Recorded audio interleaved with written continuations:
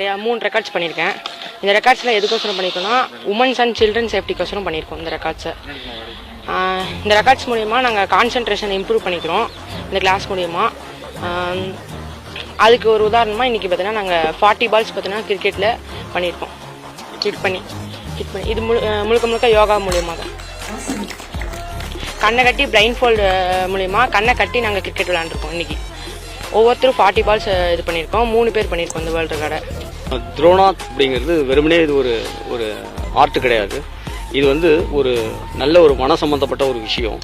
இது பழங்காலத்தில் நமக்காக கொடுத்த அறிவியல் பூர்வமான ஒரு சயின்ஸு. இதை பயிற்சி பண்ணும்போது கண்கள் முழுமையாக கண்களை கட்டிக்கிட்டு அவங்களால விளையாட முடியும், எல்லாமே பண்ண முடியும்.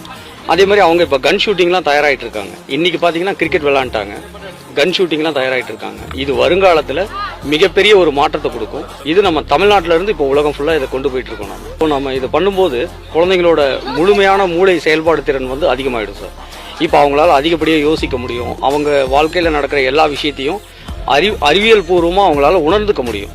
முன்னாடி நடக்கிற விஷயத்த அவங்களால தெரிஞ்சிக்க முடியும். ஆனால் இது அவங்க ப்ராக்டிஸ் பண்ணால் அவங்க சம்மந்தப்பட்ட விஷயம் மட்டும்தான் தெரியும் அவங்க.